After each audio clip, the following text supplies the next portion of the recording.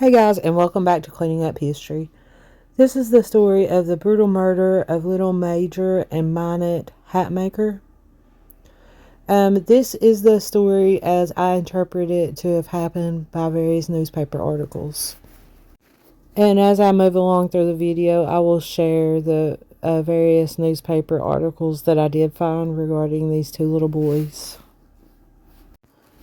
It was a hot summer July day on July 19th, 1901. Little Minot and Major Hatmaker, who were 14 and 11 years old, decided to go fishing that day. And they were seen by a couple of witnesses who testified later. They were seen fishing in Indian Creek near Lindsay's Mill in LaFollette. But after they left for this trip, their family would never see these two boys alive again. They were the children of George Washington Hatmaker and Sarah Cooper Hatmaker, who were a pretty well-known family in LaFollette at the time, and a well-liked family in the community.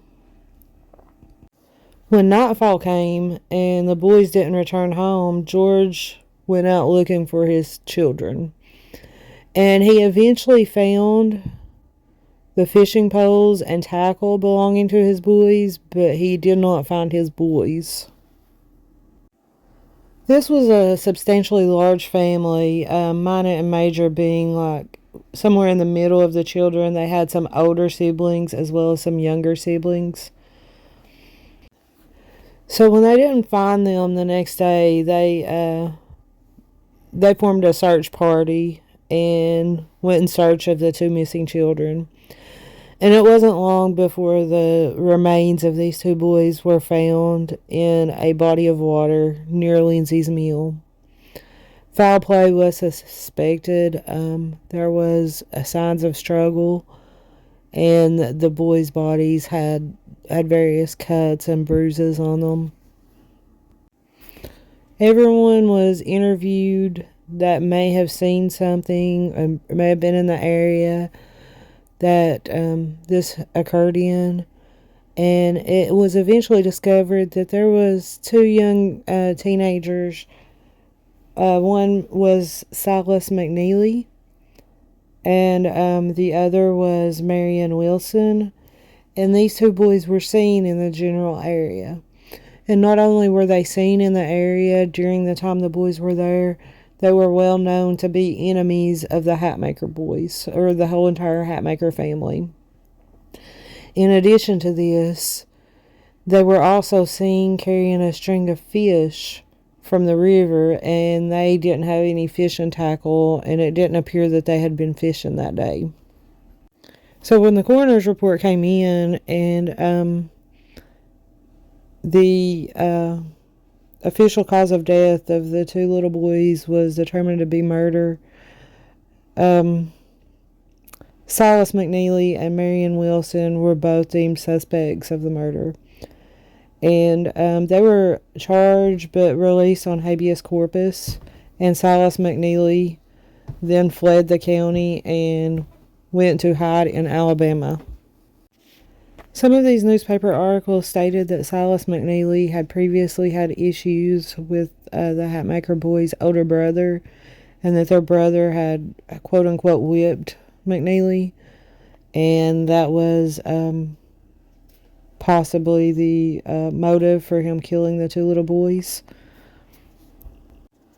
And McNeely and Wilson also took the string of fish that the Hatmaker boys had caught that day and sold them for a profit. McNeely admitted to having the fish that the boys had caught, but he stated that he had bought the fish from the boys. The town got so bent out of shape over the death of these little boys that was the reason McNeely had to leave the county for fear of his life, because the community was outraged at McNeely for supposedly killing these two little boys so brutally. So as time went on, the trial was postponed and moved to a different venue, and it was eventually heard in Tazewell in Claiborne County, Tennessee. And by 1904, the boys were found guilty of the murder of the Hatmaker kids. But later, the judge set aside the verdict and set free McNeely and Wilson. The following year, Silas McNeely married to a woman named Lily Lamb, and they had a child in 1909,